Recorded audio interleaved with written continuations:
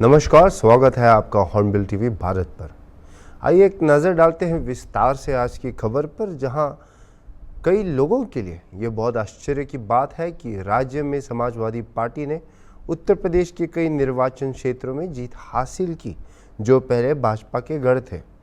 भाजपा अपनी फैजाबाद सीट भी पार्टी से हार गई और जहां अयोध्या में राम मंदिर का निर्माण हुआ था, 2 बार बहुमत के साथ सरकार बनाने के बावजूद मोदी के नेतृत्व वाली भाजपा सरकार को 272 के बहुमत को पार करने के लिए अपने राष्ट्रीय जनतांत्रिक गठबंधन, जिसे हम एनडीए कहते हैं, इसके सहयोगियों के साथ सहयोग करने के लिए मजबूर होना पड़ा। दूसरी ओर भारत गठबंधन इंडिया ब्लॉक 234 सीटें हासिल करने में सफल रही, जबकि कांग्रेस पार्टी 99 सीटों के साथ विपक्ष से आगे रही। मुख्यमंत्री सचिवालय में भी बहुत बदलाव की उम्मीद है, क्योंकि अतिरिक्त मुख्य सचिव एसपी गोयल और देवेश चतुर्वेदी केंद्रीय प्रतिनियुक्ति पर जाने वाले हैं। 3 और आईएएस अधिकारियों केवी पांडियन, अनिल डींगरा और कुमार रविकांत सिंह, इनको भी केंद्रीय पोस्टिंग के लिए सूचीबद्ध किया गया है। इसके अलावा यूपी के मुख्य सचिव दुर्गा शंकर मिश्रा का कार्यालय भी 30 जून को समाप्त होने वाला है। मिश्रा को पहले ही केंद्र से 3 एक्सटेंशन मिल चुके हैं और यह संभावना नहीं है कि उन्हें एक और एक्सटेंशन मिलेगा। यूपी में फिलहाल अभी मामला बीजेपी वर्सेस बीजेपी का है। पूर्व बालियान के खिलाफ गंभीर आरोपों वाले पर्चे बांटे जाने के बाद भाजपा नेता संगीत सोम और केंद्रीय मंत्री संजीव बालियान के बीच मुठभेड़ ने एक नया मोड़ ले लिया है। आरोपों पर प्रतिक्रिया देते हुए बालियान के दोस्त संजीव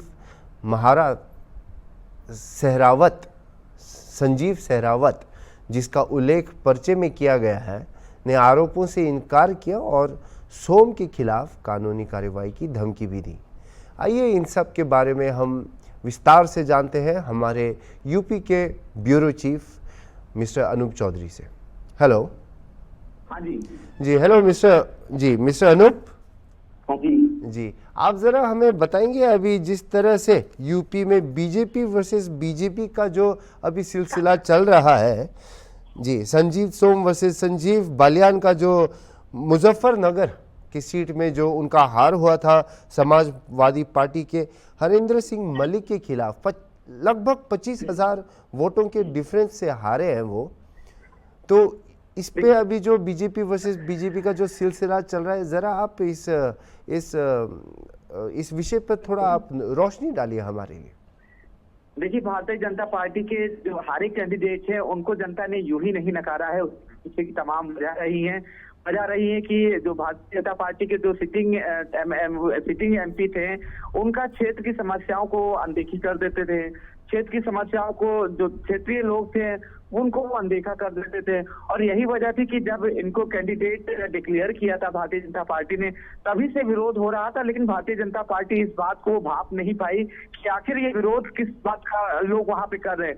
कई जगह से कैंडिडेट को वहां पर भगाया गया, इसके बावजूद भारतीय जनता पार्टी इस बात की था नहीं ले पाई, वो हकीकत नहीं जान पाई कि आखिर इसके पीछे की वजह क्या है, लोग क्यों कैंडिडेट से नाराज हैं। इस बात को भारतीय जनता पार्टी भाप नहीं पाई, और यही वजह रही कि मुजफ्फरनगर में जो संजीव बालियान थे, उनके सिटिंग एमपी थे, वो उनको हार का सामना करना पड़ा। और जिसके बाद उन्होंने भारतीय जनता पार्टी के ही नेता हैं संगीत सोम, उन पर आरोप लगाया कि संगीत सोम ने जो इंडिया गठबंधन के प्रत्याशी थे उनको जिताने में उनका सपोर्ट किया था, जिस वजह से संजीव बालियान मुजफ्फरनगर की सीट हार गए। हालांकि बाद में संगीत सोम ने भी सफाई दी कि संजीव बालियान थे वो अपनी विधानसभा में ही नहीं जीत पाए, जबकि जो संजीव बालियान संगीत सोम पर आरोप लगा रहे थे, उसने सफाई दी थी कि संगीत सोम की विधानसभा से संजीव बालियान जीत गए थे, उनको अच्छे वोट मिले थे, लेकिन संजीव बालियान को अपनी ही विधानसभा में जनता ने उनको नकार दिया था। तो जाहिर सी बात है, जिस बात को मैंने शुरू में कहा है अभी कि जनता यूं ही नहीं नकार रही थी भारतीय जनता पार्टी के कैंडिडेट को। इसके पीछे की वजह थी कि जनता की अनदेखी की जाती थी। उनकी जो लोकल जो जन समस्याएं होती हैं, आम जनता की जन समस्या क्या होती, बिजली पानी और बिजली, यही उनकी समस्या होती। जब इन्हीं समस्याओं को जनप्रतिनिधि, कोई भी जनप्रतिनिधि हो, वो नजरअंदाज करता है, अपनी क्षेत्रीय जनता को नजरअंदाज करता है, तो उसका खामियाजा वोटिंग में जब वोट होता है तो वोट की चोट के जरिए जो है जो स्थानीय लोग होते हैं वही देते हैं। और जैसा कि मैंने कहा कि जो संजीव बालियान है, जो मुजफ्फरनगर के जो पूर्व एमपी थे, उन्होंने संगीत सोम पर आरोप लगाया था, लेकिन संगीत सोम ने ये साफ कर दिया था कि मुझे जहां पर संगीत सोम की विधानसभा में है वहां तो संजीव बालियान को अच्छे वोट मिले, तो वहां से उस विधानसभा से जीते थे, लेकिन अपनी विधानसभा में संजीव बालियान हार गए।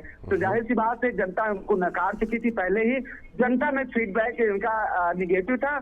और हालांकि ताजुब की बात यह है कि क्योंकि भारतीय जनता पार्टी ने जो कैंडिडेट का जब सिलेक्शन किया था, तो उससे पहले जितनी भी कैंडिडेट थे उनकी एक रिपोर्ट मांगी गई थी कि उनका अपने क्षेत्रीय जनता में कितनी पकड़ है, उनका जातीय समीकरण कैसा है, क्षेत्रीय समीकरण कैसा है, लोगों में उनकी पॉपुलैरिटी कैसी है। लेकिन इन तमाम रिपोर्ट के बावजूद भी जो रिपोर्ट सौंपी गई थी, उसके बाद भारतीय जनता पार्टी के कैंडिडेट डिक्लेयर हुए थे, इसके बावजूद भी भारतीय जनता पार्टी को वो रिपोर्ट जो थी, जो उनको मिली थी कि क्या कैंडिडेट कैसे हैं, वो रिपोर्ट भी भारतीय जनता पार्टी का जो शीर्ष नेतृत्व था वो भाप नहीं पाया। यही वजह थी कि क्षेत्रीय लोगों की नाराजगी के चलते भारतीय जनता पार्टी के कई जो प्रत्याशी थे उनको हार का सामना करना पड़ा। और जो भारतीय जनता पार्टी का यूपी में लक्ष्य था, यूपी में की 80 से 80 सीट जीतने का, उस लक्ष्य से भी भारतीय जनता पार्टी कोसों दूर रही।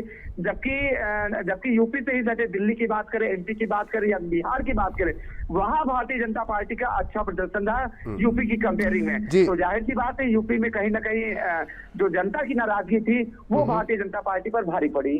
जी मिस्टर अनूप, सूत्रों के अनुसार कुछ ऐसा भी मालूम पड़ रहा है कि डिफेमेशन केस का भी एक केस लगाया हुआ है, और उसके ऊपर मैं आपसे एक और प्रश्न पूछना चाहता हूं कि जैसे हम जानते हैं संजीत सोम है राजपूत घराने से, और फिर संजीव बालियान हो जाते हैं जट।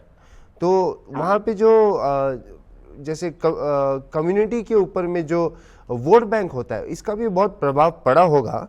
लेकिन तो फिर जिस तरह से संजीव बालियान हारे हैं, क्या सही में संजीत सोम का वहाँ पे कुछ हाथ रहा है, कुछ षड्यंत्र है, या सिर्फ खोखले इल्ज़ाम लगा रहे हैं एक दूसरे पर?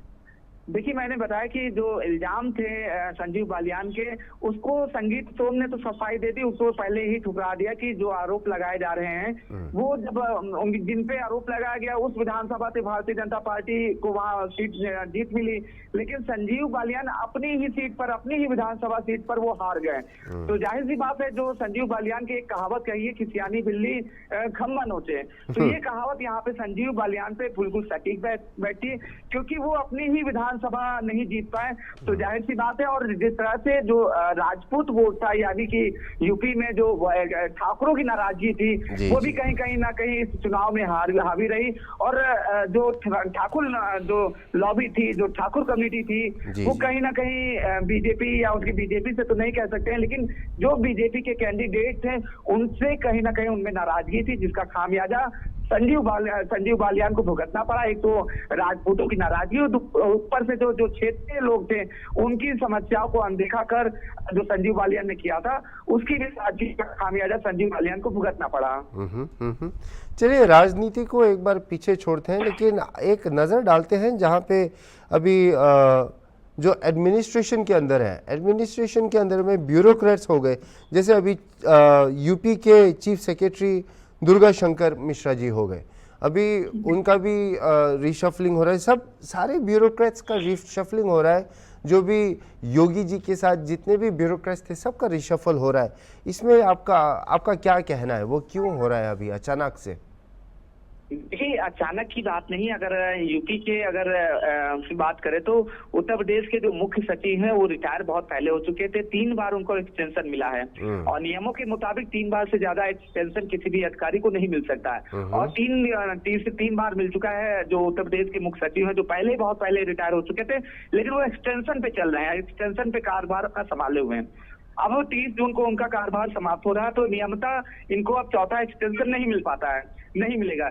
लेकिन इन प्रकरण क्या होता है वो तो समय बताएगा। लेकिन नियमता अगर नियमों की बात करें तो अब उनको एक्सटेंशन नहीं मिलना चाहिए। तो जाहिर सी बात है, जब उनका पद खाली होगा तो कोई ना कोई जो सीएस की यानी चीफ सेक्रेटरी की रेस में होगा तो अगली कुर्सी जो है उसी अधिकारी को मिलेगी, चीफ सेक्रेटरी की। लेकिन अभी फिलहाल तो उसमें भी थोड़ा वक्त है।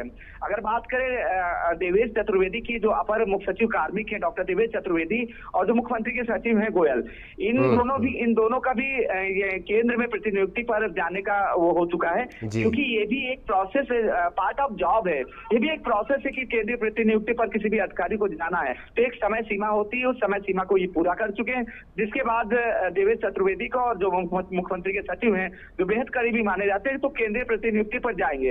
हालांकि केंद्रीय प्रतिनियुक्ति मैंने भी बताया कि एक ये पार्ट ऑफ जॉब है, ये एक प्रोसेस है, जो इसको किसी तरह का पनिशमेंट या फिर डिमोशन नहीं कह सकते हैं। ये पार्ट ऑफ जॉब है, ये सतत एक प्रोसेस है, सतत प्रक्रिया है जो चलती रहती है। उसी प्रक्रिया के तहत इन दोनों अधिकारियों का यहाँ से ये केंद्रीय प्रतिनियुक्ति पर जाएंगे। और मुख्य सचिव दुर्गा शंकर मिश्र की बात करें तो उनका कार्यकाल पूरा हो रहा है। अब देखने वाली बात है कि अब इनको ही किसी तरह से भारतीय जनता पार्टी क्योंकि कहा जाता है कि जो दुर्गा शंकर मिश्र हैं वो शीर्ष नेतृत्व के बहुत करीबी हैं, प्रधानमंत्री नरेंद्र मोदी के चाहते हैं। इसी वजह से उनको 3 बार एक्सटेंशन यूपी में मिला है, जबकि यूपी में ही तमाम काबिल जो सीनियर आईएएस अधिकारी हैं वो इंतजार करते रह गए कि उनको भी सीएस की कुर्सी मिलेगी।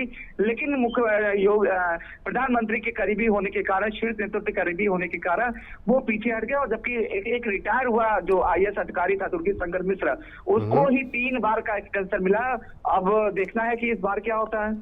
तो जी, तो आपका ये मानना है कि ये सब जो भी गवर्नमेंट का जो भी ऑफिशियल प्रोसीजर है उसके हिसाब से ही हो रहा है, उसके नियमों के तहत ही हो रहा है। लेकिन इस पे थोड़ा अगर हम ज़रा मुआवजा करें, जैसे कि थोड़ा पॉलिटिकल ट्विस्ट लाना चाहें, तो क्या ये नहीं समझ सकते कि हम मतलब जिस तरह से यूपी में नाकामयाबी हुई है अभी बीजेपी की, तो अभी जो आने वाले जो बाई इलेक्शंस हैं तो उसको मद्देनज़र रखते हुए मतलब क्या वो जो एडमिनिस्ट्रेटिव एरिया में जितने भी बड़े अफसर हैं उनको क्या चेंज करके वो फिर कुछ नया रणनीति बनाने चाह रहे हैं या क्या है? मतलब कुछ नहीं लग रहा आपको? देखिए, एक बात तो ये साफ है, जो यूपी के जो नतीजे आए हैं भारतीय जनता पार्टी को चौंकाने वाले यूं ही नहीं है। भारतीय जनता पार्टी की जो नौकरशाही है यूपी की सरकार की, वो बेहद बेअंदाज है, बेलगाम है। और जो क्षेत्रीय जो यानी जिले के जो अधिकारी होते, चाहे वो जिलाधिकारी हो या पुलिस अधिकारी हो, जो तैनात रहते बड़े स्तर पर, वो जनता की जो समस्याएं होती हैं उनकी समस्याओं को अनदेखा करते हैं। क्षेत्रीय प्रतिनिधि जो जनप्रतिनिधि होता है, चाहे भारतीय जनता पार्टी का रहा हो, वो समस्या लोग नाराजगी जो क्षेत्रीय लोग होते हैं वो तो कहेंगे कि उनके भाई हमने आपको जिता के भेजा है, आप हमारे जनप्रतिनिधि हैं, आप ही हमारी बात को जो है नहीं सुन रहे। हालांकि जनप्रतिनिधि, कोई भी जनप्रतिनिधि होता है, उसकी कोशिश यही रहती है कि जहां से वो सिलेक्टेड हुआ है वहां की जनता को खुश रखे। लेकिन यूपी की ब्यूरोक्रेसी के बारे में कहा जाता है कि यहाँ के अधिकारी बेअंदाज हैं, बेलगाम हैं। वो मुख्यमंत्री मतलब कि किसी मंत्री को तो छोड़िए, मुख्यमंत्री के आदेशों को दरकिनार कर देते हैं। मुख्यमंत्री योगी आदित्यनाथ भी कोई निर्देश देते हैं तो उसका भी यूपी की ब्यूरोक्रेसी फॉलो नहीं करती, चाहे वो जिले के अधिकारी हो या फिर जिले के पुलिस कप्तान हो। जाहिर की बात है, जब जिले के पुलिस अधिकारी, जिले के जो पुलिस कप्तान हैं, वो जनता की समस्याओं को अनदेखा करेंगे, जनता की समस्याओं को सुनेंगे नहीं, तो उसका खामियाजा जनता कैसे देगी? जनता तो लड़ाई करने जाएगी नहीं, जनता मारपीट करने जाएगी नहीं। जनता इंतजार करती है 5 साल का, उस वक्त का जब वो वोट की चोट करता है। तो वही वो समय आया कि जो यूपी की जो ब्यूरोक्रेसी है, यहाँ के जिले हैं, जिले में तैनात जो अधिकारी हैं, बेहद बेअंदाज हो चुके हैं, बेलगाम हो चुके हैं, किसी की भी सुनते नहीं, चाहे वो आम आदमी हो या वहाँ का जो जनप्रतिनिधि हो, उसकी यहाँ तक की सुनवाई नहीं करते हैं। और शायद जो बीजेपी की जो समीक्षा बैठक हुई है, समीक्षा बैठकों में भी कई जो प्रतिनिधि थे, जो प्रत्याशी थे, उन्होंने भी अपनी इस बात का जिक्र किया है कि यूपी की ब्यूरोक्रेसी कैसी है। हालांकि यूपी की ब्यूरोक्रेसी पे आज ही इल्जाम नहीं लगेगा। जब से 2017 में भारतीय जनता पार्टी की सरकार यूपी में बनी है, तभी से यूपी की ब्यूरोक्रेसी हावी हो चुकी बेनाज है, वो किसी की नहीं सुनती है। चाहे मैंने बताया कि मुख्यमंत्री योगी आदित्यनाथ ही अगर कोई निर्देश देते हैं, उन निर्देशों का भी जो यूपी की ब्यूरोक्रेसी उसको फॉलो नहीं करती। तो जाहिर सी बात है, आप अंदाजा लगा सकते हैं कि जो यूपी का जो मुख्यमंत्री है, इसकी पहचान करप्शन पे और अपराध पे जीरो टॉलरेंस की है, उसी के आदेशों को दरकार किया जाता है। तो जाहिर सी बात है, उसका खामियाजा कहीं ना कहीं जनता वोट की चोट के जरिए ही देती है, जिसका नतीजा आप लोगों ने देखा 2024 का जो चुनाव हुआ, उसमें भारतीय जनता पार्टी यूपी में क्या स्थिति रही। जी अनूप जी, मैं आपसे एक और प्रश्न पूछना चाहता हूँ, वहीं से रिलेटेड है। हमारे योगी सरकार का जो शान है, वो बोलते हैं हमेशा कि जो सिक्योरिटी है, जो पुलिस है, एकदम उच्चतम स्तर पे काम कर रही है। जी मानते हैं, लेकिन एक प्रश्न ये आ रहा है कि अभी पिछले 48 घंटों में जो 4 एनकाउंटर हुए हैं नोएडा में 4 एनकाउंटर हुए हैं, इससे ये क्या मैसेज देना चाहते हैं योगी सरकार, क्या मैसेज देना चाहती है, और उसके पीछे क्या छिपा राज है, या आपको क्या लग रहा है उस पर? देखिए, यूपी में जब से मैंने बताया 2017 में भारतीय जनता पार्टी की प्रचंड बहुमत की सरकार बनी थी, और 2022 का जब यूपी का आम चुनाव हुआ, उसमें भी भारतीय जनता पार्टी को यहाँ प्रचंड जीत मिली। लेकिन जिस तरह से भारतीय जनता पार्टी यानी कि मुख्यमंत्री योगी आदित्यनाथ की पहचान तो पूरी दुनिया में बाबा बुलडोजर वाले बाबा के रूप में होती है। लेकिन जिस तरह से जो एनकाउंटर हुए हैं, एनकाउंटर अभी की बात करें या जो पिछले समय जो हुए हैं, चाहे वो योगी 1 में हो या योगी 2 में हो, तमाम जो इनकाउंटर हुए उस पर विपक्ष, जो यूपी के जो मुख्य विपक्षी पार्टी समाजवादी पार्टी, वो तमाम तरह के आरोप लगाती रही। इनकाउंटर फेक इनकाउंटर है, जो बुलडोजर की कार्रवाई हो रही, वो एक तरफा कार्रवाई हो रही। भले ही मुख्यमंत्री अपराध पे जीरो टॉलरेंस की बात कहते हैं, लेकिन इसकी आड़ में अधिकारी अपनी जो व्यक्तिगत रंजिश हुई है वो निकालते हैं। कई ऐसे मामले आए कि अधिकारियों ने बिना वजह, बिना जांचे, बिना किसी के सबूत के किसी का घर ढा दिया या किसी का इनकाउंटर कर दिया, फेक इनकाउंटर। ऐसे तमाम आरोप लगते रहे हैं जो आज तरह से यूपी सरकार पर लग रहे हैं। और शायद जिस तरह से जो कार्रवाई, एक तरफा कार्रवाई सरकार में होती चली आ रही है कि किसी भी मतलब एक लोकतंत्र देश में, लोकतांत्रिक देश में एक नियम होते हैं, कानून होते हैं, कानून के मुताबिक सजा दी जाती है। लेकिन यूपी की अगर बात की जाए तो यहाँ पर कानून कुछ नहीं है, कानून के हिसाब से सजा नहीं दी जाएगी, जो चाहेंगे अधिकारी उस हिसाब से सजा दी जाएगी। जबकि जब कानून कोर्ट कचहरी इसलिए बनती है कि कोई भी अपराधी है उसको अपराधों के तहत उसके जो प्रूफ होते हैं उसके तहत सजा दी जाए, उसी प्रूफ के आधार पर उसकी सजा तय होती है कि इसको आजीवन सजा हो या 7 साल की सजा हो या मृत्युदंड की सजा हो। लेकिन जो यूपी में 2017 के बाद से जो रवायत चली है कि सीधा एनकाउंटर कर, इस एनकाउंटर को लेकर तमाम विपक्षी पार्टी हैं आरोप लगाते रहे हैं यूपी सरकार पर, भारतीय जनता पार्टी पर। और यह वजह है कि लोगों में इस बार जो है एक गलत मैसेज गया है कि यूपी सरकार या यूपी के जो अधिकारी हैं कहीं भी किसी भी समय किसी को भी मौत की घाट उतार सकते हैं, किसी को भी खिलाफ गंभीर धाराओं में मुकदमा दर्ज कर सकते हैं, किसी पर भी बुलडोजर की कार्रवाई कर सकते हैं। ये मैसेज लोगों में बैठ गया था और शायद यही मैसेज, इसी से जनता तंग आ चुकी थी और इसका जवाब देने के लिए जनता ठान लिया था कि 2024 का चुनाव आए, उसमें हम जवाब देंगे। और यही जनता ने जवाब दिया, जिसमें यूपी में भारतीय जनता पार्टी का हाल हुआ। जी मिस्टर अनूप, वही लोकसभा चुनावों में तो जनता ने अपना प्रक्रिया दिखा, उन्होंने अपना वोट मैंडेट दिखाया है। लेकिन फिर भी योगी जी का अभी जो यूपी में जो सरकार बना हुआ है, सीएम योगी जी का, तो वही मैं पूछना चाहता हूं कि इस बार अभी 48 घंटों के अंदर जो 4 एनकाउंटर हुए, उससे क्या संदेश जाता है लोगों में? देखिए, मैंने कहा कि मुख्यमंत्री योगी आदित्यनाथ का जो दावा रहा है कि अपराध पर जीरो टॉलरेंस, यानी उनका कहते हैं कि अगर कोई भी अगर अपराध करेगा, कॉमन मैन को अगर कोई भी परेशान करता है या फिर यूपी की महिलाओं को, बेटियों को या युवतियों को परेशान करेगा, तो अगले चौराहे पे परेशान करेगा तो दूसरे चौराहे पे यमराज वहां पे मिल जाएगा। मुख्यमंत्री योगी आदित्यनाथ की ये छवि है कि उनकी छवि इस बात की है कि अगर कोई भी अपराध किसी के करता है, किसी के साथ, अपराधी को किसी भी तरह से बख्शा नहीं जाएगा। लेकिन अपराधी को एक सजा देने की एक नियम होता है। कोर्ट कचहरी इसीलिए बनते हैं कि अपराधी वहां जाए और सबूतों के आधार पर जो जज होता है उसको सजा दे। लेकिन यहाँ पर फिलहाल वो चीजें नहीं आती हैं। यहाँ पर अधिकारी भी जिस तरह से एनकाउंटर करते हैं, एनकाउंटर की जो अभी 4 एनकाउंटर की बात आप जिसका जिक्र कर रहे हैं, इनके पीछे का मकसद यही है कि एक मैसेज देना है कि अपराध और अपराधियों का बोलबाला यूपी में नहीं चलेगा। जिस तरह से मुख्यमंत्री योगी आदित्यनाथ कहते चले आए, या अपराधी जेल चला जाए या फिर नरक में जाने के लिए तैयार है। इसके बावजूद भी अपराध थमने का नाम नहीं ले रहा। अपराधी बेखौफ है, अपराधी बेलगाम है। एनकाउंटर तो जरूर है, मैसेज देने की कोशिश की जाती है कि अपराध और अपराधियों को किसी भी तरह से बख्शा नहीं जाएगा। उसके बावजूद भी आखिर अपराध क्यों हो रहे हैं? तो जाहिर सी बात है, कहीं ना कहीं इनके पीछे जिस तरह से जो विपक्ष है आरोप लगाता रहा है कि एनकाउंटर की आड़ में जो अधिकारी हैं वो फेक एनकाउंटर करते हैं, और कई ऐसे एनकाउंटर में जो पूरी तरह से फेक साबित हुए हैं वहां पर। तो ऐसे ही इसलिए जो है विपक्ष जो है हमेशा जो है आरोप लगाता रहा है एनकाउंटर पे, और आरोप ये भी लगाता रहा कि अगर एक न्यायिक प्रक्रिया है, एक प्रोसेस के तहत अपराधी को सजा दी जा सकती है, तो ये इस तरह से अपराधी को किस तरह की सजा दी जा रही, लोकतंत्र में ये कैसी सजा है? तो इस पर विपक्ष तो हालांकि सवाल उठाता रहा है।